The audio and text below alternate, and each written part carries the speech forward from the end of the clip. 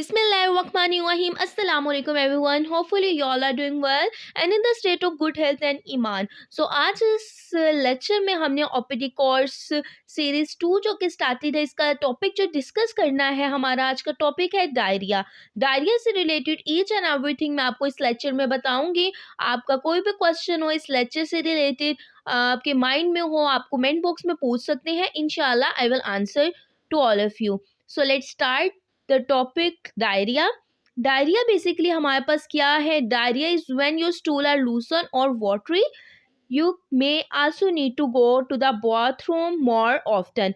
Diarrhoea basically हमारे पास क्या है? जब हमारा जो स्टूल है वो वाटरी हो जाए। इसमें हमारे पास 3 पॉइंट्स को आपने जो है ना मद्देनजर रखना है, जिसमें हमारे पास सबसे पहले आ जाता है कि हमारे पास स्टूल मैस जो है इंक्रीज हो जाता है डायरिया में। सेकेंडली हमारे पास क्या है कि जो फ्रीक्वेंसी है वो इंक्रीज हो जाती है। अब फ्रीक्वेंसी बेसिकली क्या है? जो हम वॉशरूम में आप पर डे 1 या 2 टाइम जाते हैं तो उसमें क्या आ जाएगा, 2 से 3 to 4 टाइम आप वॉशरूम में जाएंगे और स्टूल मैस इंक्रीज हो जाएगा। फ्लूडिडिटी इंक्रीज होने का मतलब क्या है कि जो हमारे स्टूल का मैस है उसमें वाटर ज़्यादा होगा, जिसकी वजह से फ्लूडिडिटी इंक्रीज हो जाएगी। बेसिकली डायरिया की कंडीशन में हमारे पास ये 3 स्टेप्स आ रहे होते हैं कि हमारे पास स्टूल मैस इंक्रीज हो जाता है। सेकेंडली हमारे पास क्या होता है, फ्लूड जो फ्रीक्वेंसी है वो इंक्रीज हो जाती है। एंड थर्डली हमारे पास जो है फ्लूडिडिटी इंक्रीज हो जाती है।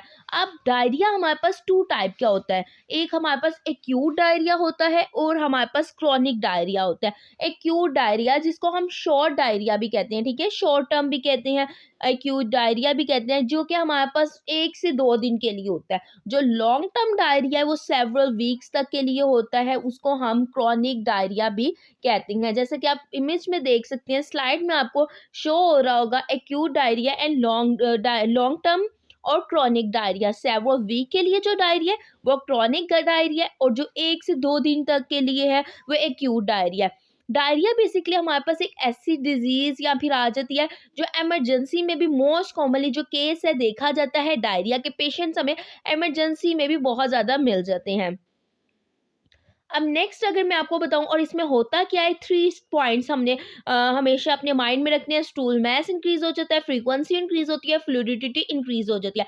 बेसिकली हमारे पास ये एक सिम्टम भी है जिसमें आपको पेशेंट आके कंप्लेन बताता है कि मुझे ये इशू हो रहा है कि मेरा जो स्टूल है वो वाटरी हो गया, और एक उसको क्या टर्म दे देते हैं हम इसको, डायरिया की।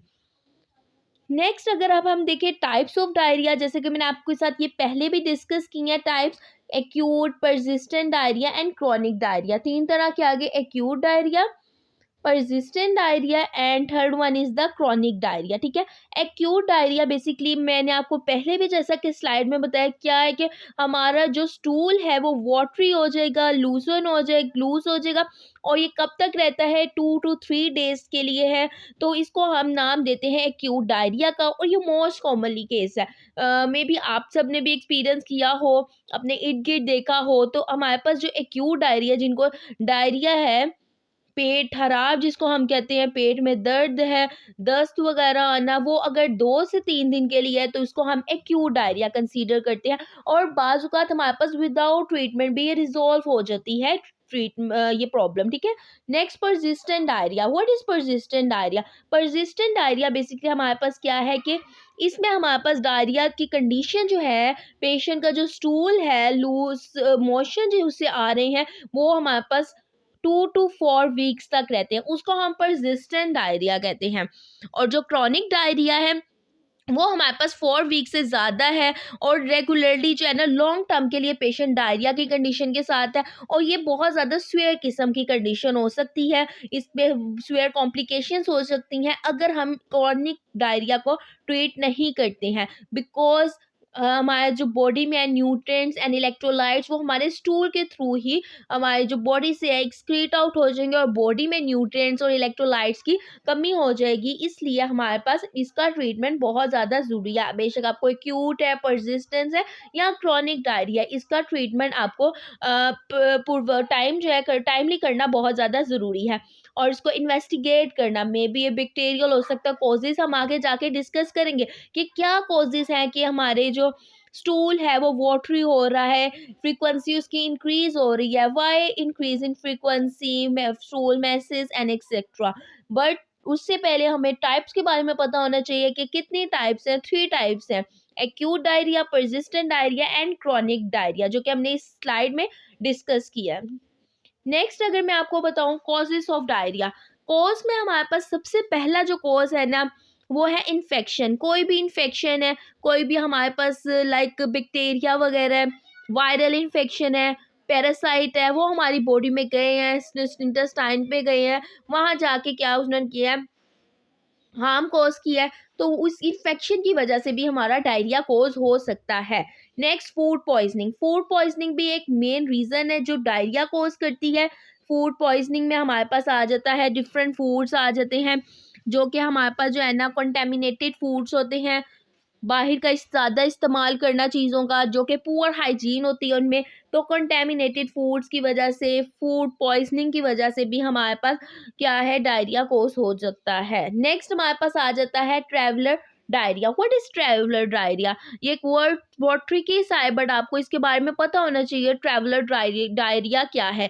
एक हमारे पास बेसिकली मेडिकल्स में आपको टर्म्स का पता है, उस टर्म्स के अंदर ही उसका आंसर होता है कि हम क्या चीज़ वो एक्सप्लेन करना चाह रहे हैं। ट्रैवलर डायरिया का मतलब है जब हम एक इन्वायरमेंट से न्यू इन्वायरमेंट में जाते हैं, जाहिर सी बात है कि आपका वाटर इनटेक भी चेंज होगा, आपका जो खुराक है, जो आप फूड खा रहे हैं वो भी चेंज होगा वहाँ पे, तो वहाँ पे हर चीज़ चेंज होगी। आप नहीं जानते वो पुअर फूड है, उसकी में हाइजीन का ख्याल रखा गया नहीं रखा गया, वो जो फूड वाटर आप यूज़ कर रहे हैं वो साफ़ है या नहीं है, क्लीन वाटर है या नहीं है। तो बाज़ औक़ात ये बहुत कॉमन डायरिया कि ट्रैवलर डायरिया पेशेंट्स को अक्कर हो जाता है कि वो कहीं दूसरे एनवायरनमेंट में जाते हैं तो उनका पेट खराब हो जाता है, डायरिया की वो शिकायत के साथ पेशेंट हॉस्पिटल में विजिट करता है, और ये मोस्ट कॉमन केस मैंने भी ऑब्जर्व किया है हॉस्पिटल विजिट्स में।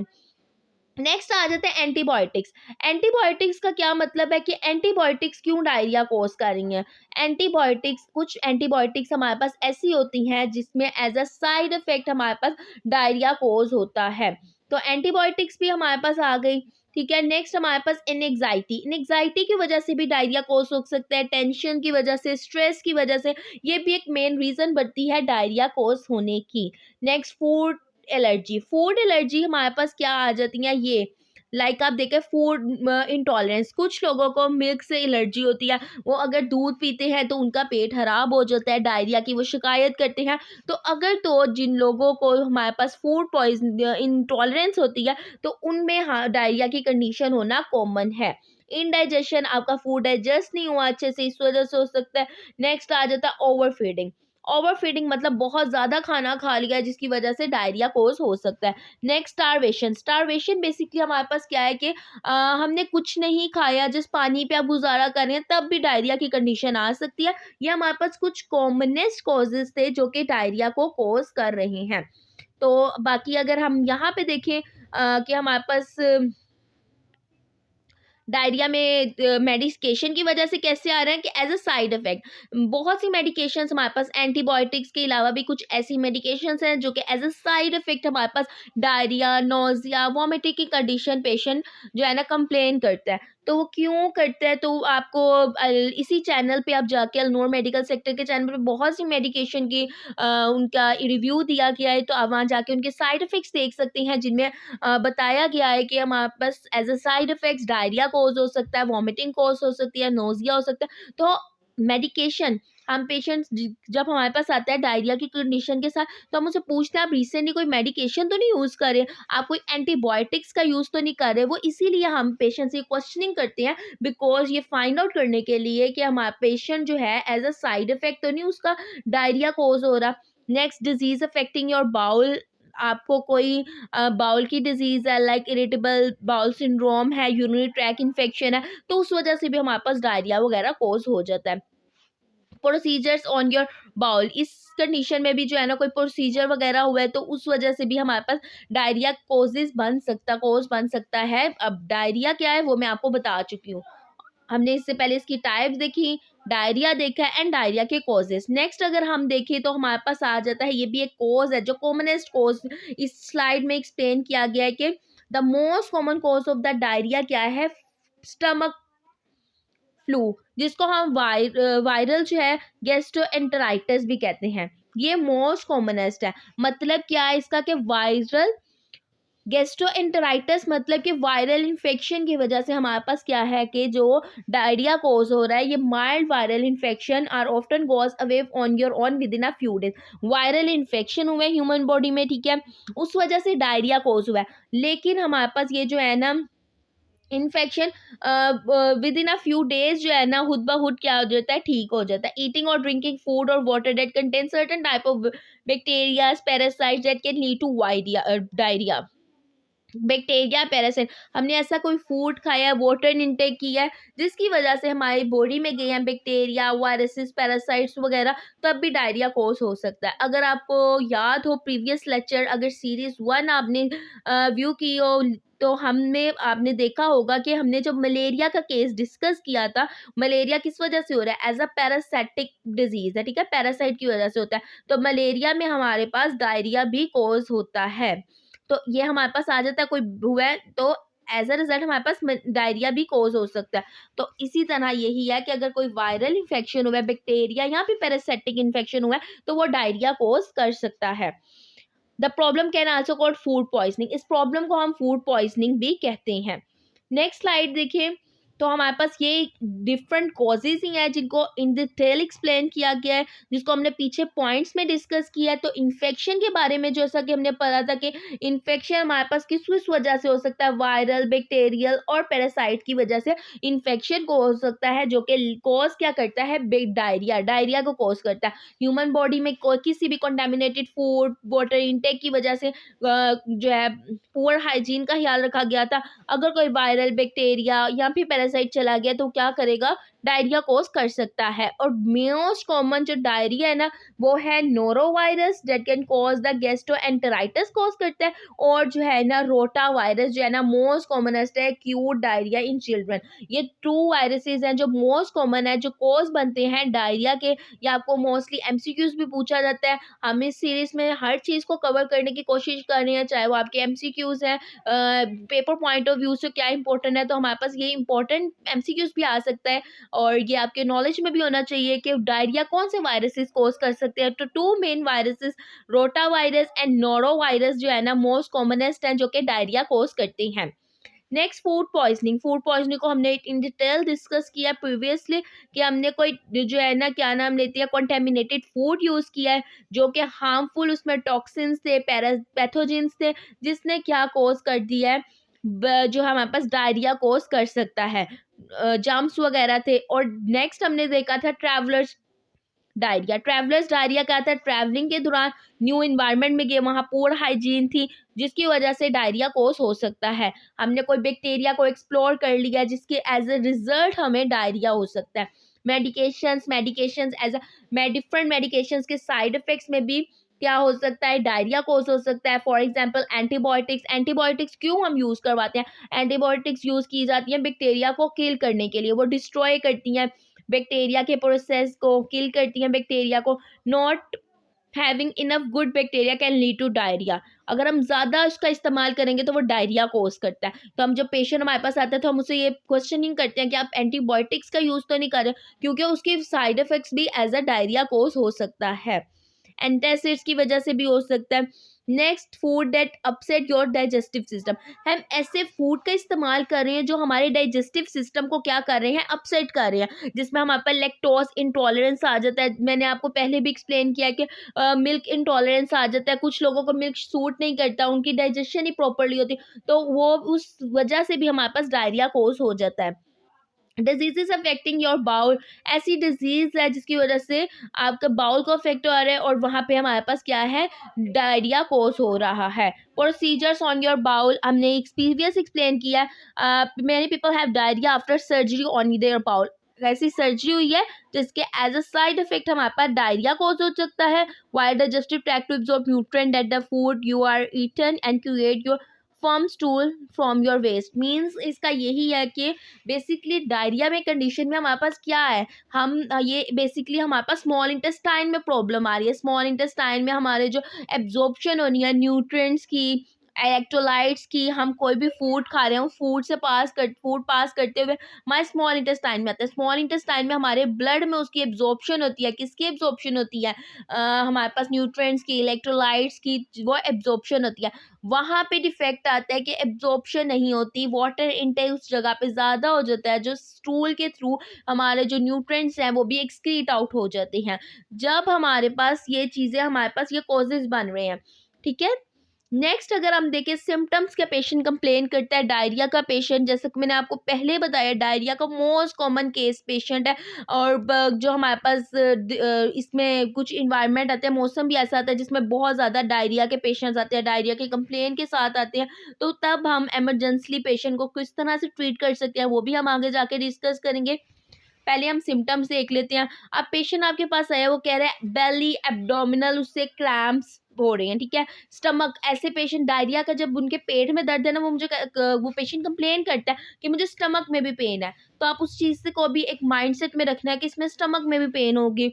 स्वेलिंग, ब्लोटिंग जिसका हम कहते हैं, अपसेट स्टमक होगा, नोजिया उसे कंडीशन आएगी, वॉमिटिंग उसे कंडीशन आएगी। आपके पास पेशेंट एक ऐसा भी कंप्लेन कर सकता है कि वॉमिटिंग, मुझे कोई भी चीज़ मैं खाता पीता हूँ तो वो वॉमिट के थ्रू बाहर आ जाती है ये, और साथ उसे डायरिया भी होगा। उस पेशेंट को हम किस तरह से ट्रीट करेंगे वो मैं सब आपको इसमें बताऊंगी। तो नेक्स्ट हमारे पास अब क्या है, हमारे पास एक सिम्टम पेशेंट ने शो कर दी अपसेट स्टमक। आपने जो है ना सिनेरियोस के इसी तरह बनानी है, केसेस आप डिफरेंट डिस्कस किया करें ताकि हम इसको जो है ना मोर क्लियरली मैं आपको बता सकूं। आप अपना कोई भी आपका केस है आप कमेंट बॉक्स में पूछ सकते हैं। इंशाल्लाह अगर इन डिटेल हमने बात करनी हुई तो हम नेक्स्ट वीडियो में भी इसको शेयर कर दूंगी मैं आपको। अदरवाइज हम जो है हमारे पास जो स्मॉल क्वेश्चन है उनका कमेंट बॉक्स में ही हम आंसर कर दिया करेंगे, बट जो लेंथी हुए उसकी सेपरेट वीडियो ज़रूर बनाई जाएगी ताकि आपके कॉन्सेप्ट जो है वो क्लियर हो सके। Next, urgent need to go to the bathroom, जाहिर सी बात है हमने पहले डिस्कस किया, फ्रीक्वेंसी इंक्रीज हो जाएगी। फीवर, पेशेंट कंप्लेन करेगा। फीवर किस कंडीशन में होगा? अगर तो हमारे पास बैक्टीरियल इन्फेक्शन है तो तब पेशेंट फीवर भी होगा। एक फीवर एक इंडिकेशन भी शो कर रहा होता है कि पेशेंट को बैक्टीरियल इन्फेक्शन होगा, बिकॉज जब बैक्टीरियल इन्फेक्शन होता है तो पेशेंट के फीवर भी होता है। ब्लडी स्टूल अगर पेशेंट का आ रहा है, मतलब पेशेंट एक्सप्लेन करेगा कि मुझे ब्लड भी साथ आ रहा है स्टूल पास करते हुए। बेसिकली जब हमारे पास ब्लड आता है ना स्टूल पास करते हुए तो उसे हम डिसेंट्री कहते हैं। ये भी एक अलग टॉपिक है जिसको हम इंशाल्लाह फर्दर सीरीज में डिस्कस करेंगे। डिसेंट्री जिसको हम कहते हैं, ठीक है। Loss of body fluid, dehydration, diarrhoea के पेशेंट में लॉस ऑफ बॉडी फ्लूइड बहुत ज़्यादा होता है, ठीक है। डिहाइड्रेशन कॉज हो जाती है। तो इन पेशेंट्स में जो हमारे पास डेथ रेशियो है ना वो डायरिया की वजह से इतनी नहीं है जितनी हमारे पास डिहाइड्रेशन की वजह से आ जाती है। मे बी आप इस कॉन्सेप्ट को समझ रहे होंगे कि हमारे पास पेशेंट डायरिया को तो हम ट्रीट कर रहे होते हैं लेकिन उनमें इतनी डिहाइड्रेशन हो जाती है, न्यूट्रिएंट्स की कमी हो जाती है कि पेशेंट की जो वैसे मैं अगर आपको ओवरऑल बात करूं, डेथ जो है डिहाइड्रेशन की वजह से ज़्यादा होती है एज़ कम्पेयर टू डायरिया को ट्रीट करते करते। तो जब पेशेंट को डायरिया हुआ है तो हमारे अगर डिहाइड्रेशन हो रही है तो हमने उसको किस तरह से मैनेज करना है, पेशेंट को क्या प्रिस्क्राइब करना है, ये चीज़ मोर इम्पोर्टेंट है जो कि हम आगे जाके ट्रीटमेंट प्लान में इंशाल्लाह डिस्कस भी करेंगे, ठीक है। तो इस चीज़ को हमने किस तरह से करना है वो चीज़ अब हम देखेंगे। वेट लॉस इसमें पेशेंट का होगा, फीवर होगा, डिहाइड्रेशन, वॉमिटिंग, स्वेयर, पेन कहाँ पे होगी? एब्डोमिनल पेन होगी, उन्हें क्रैम्प्स पड़ेंगे, ब्लडी स्टूल भी हो सकता है। ये सब चीज़ें हमने डिस्कस की, ये सिम्टम्स है जो कि मोर इम्पॉर्टेंट स्लाइड थी जो कि आपको डायग्नोस करने में हेल्प करेगी। अगर आपके पास पेशेंट आया, लाइक हमारे पास बच्चों में भी ऐसे होता है और उनकी मदर्स क्या एक आपको एक्सप्लेन कर रही हैं, ये सिम्टम्स बता रही हैं, तो आपने फॉरनली जो है ना इसका एक डायग्नोस बना लेना है, पिकअप करने हैं, पॉइंट्स को पिकअप करना होता है। बेसिकली हमने अपने क्लिनिकल में पॉइंट्स पिकअप करने और आपने एक डायग्नोसिस बना देना, हाँ इस केस में ये हो सकता है। नेक्स्ट हमारे पास कुछ आ जाते हैं क्लिनिकल मैनिफेस्टेशंस या ये सिम्टम्स ही हैं कि अगर तो माइल्ड्स है, ठीक है, माइल्ड है तो हमारे पास ऑनसेट जो है फ्रीक्वेंसी सडन होगा। अगर हमारे पास जो diarrhoea mild, moderate and severe diarrhoea भी हो सकता है। तो अगर माइल्ड डायरिया तो उसमें ऑनसेट क्या होगा उसका डायरिया का सडन, मतलब पेशेंट को सडन हुआ है, ग्रेजुअली इसमें होगा और इसमें सडन भी हो सकता है और ग्रेजुअली भी हो सकता है।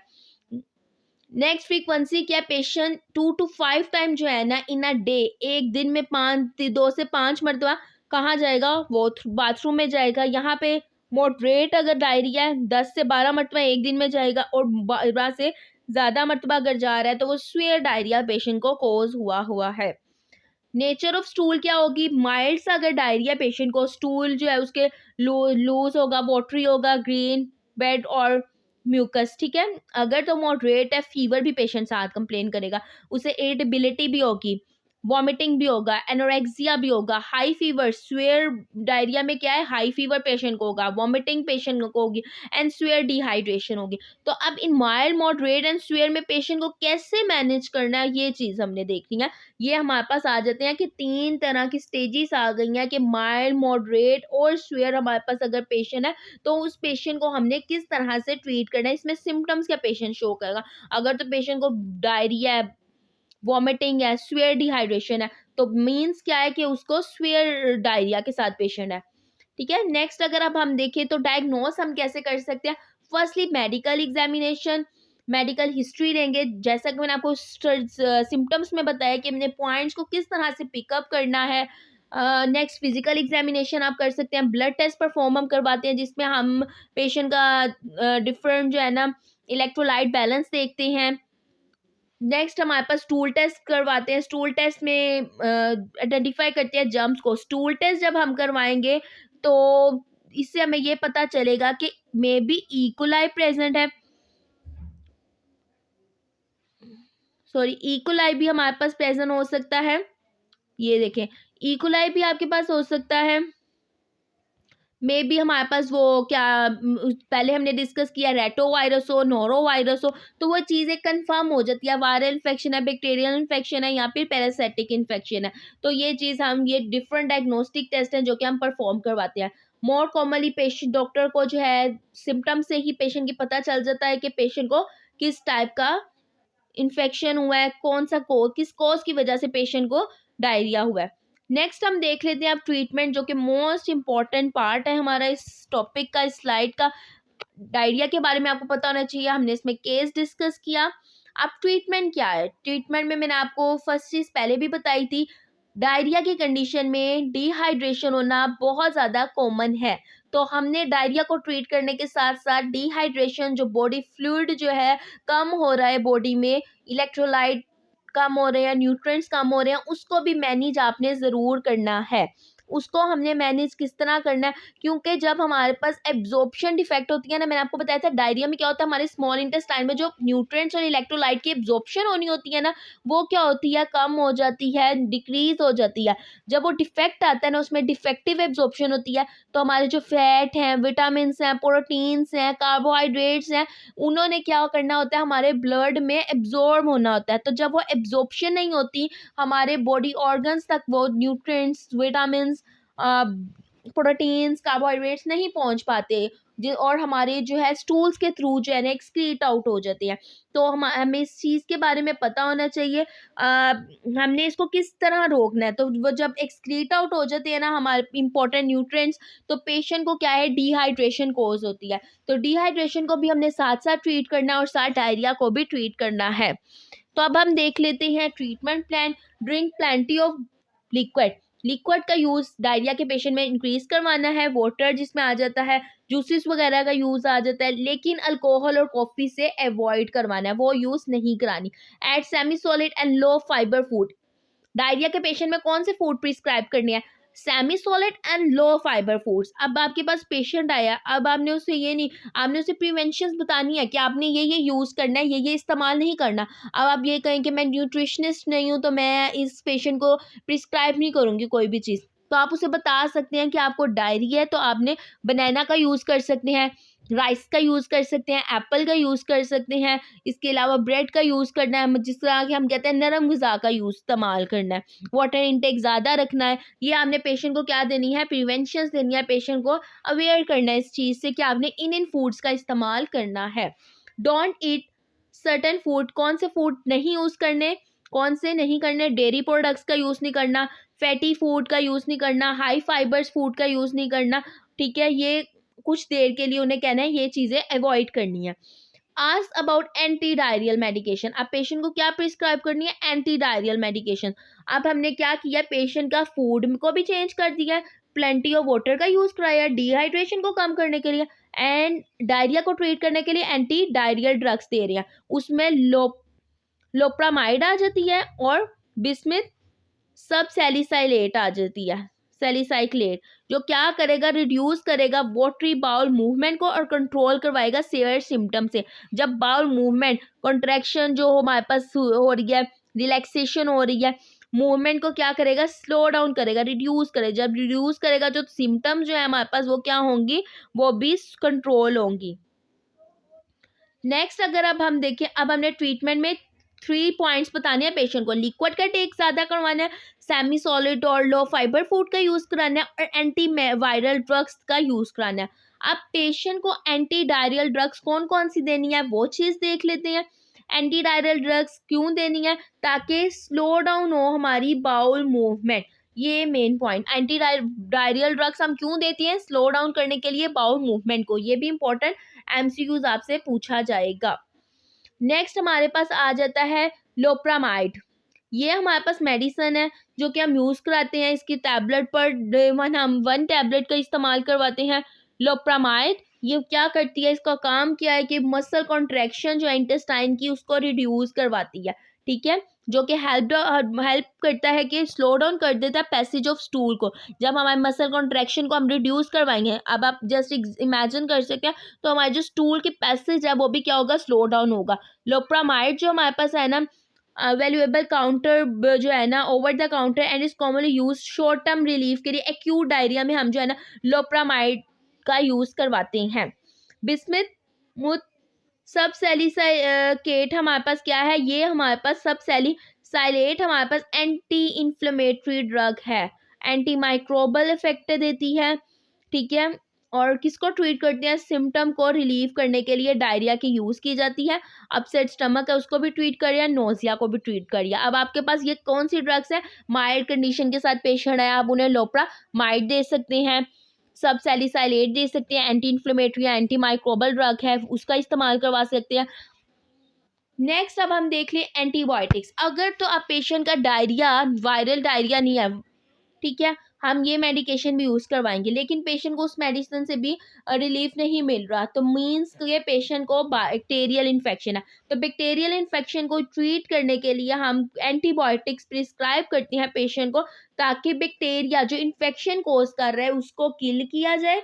जब वो किल होगा तो हमारे पास क्या है, बैक्टीरिया किल हो जाएगा, उसकी ग्रोथ रिड्यूस हो जाएगी, तो डायरिया ऑलरेडी खुद ब खुद जो है ना ट्रीट हो जाएगा, डायरिया ठीक हो जाएगा।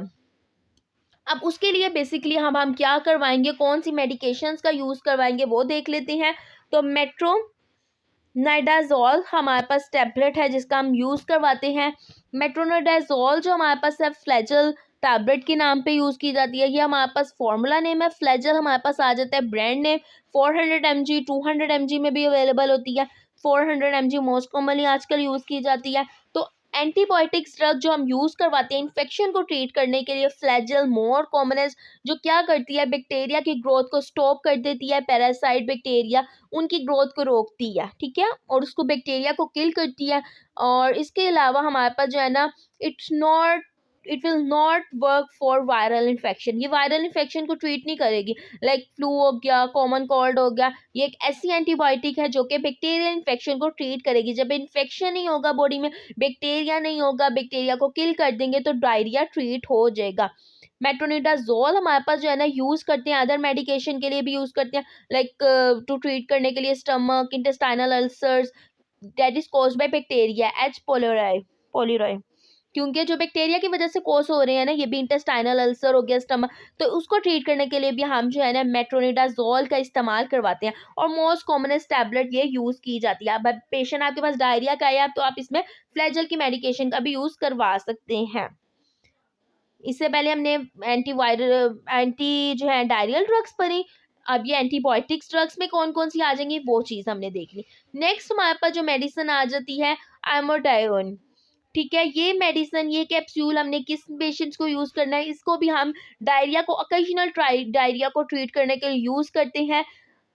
इसमें भी फॉर्मूला नेम जो यूज़ किया गया है, जो फॉर्मूला है वो हमारे पास लोप्रामाइड आ जाता है। ये वर्क करती है, स्लो डाउन कर देती है ओवर एक्टिव बाउल को। बाउल की कॉन्ट्रैक्शन ज़्यादा हो रही है, उसको हमने रिड्यूस करना है ताकि स्टूल पैसेज जो है वो स्लो डाउन हो जाए, ठीक है।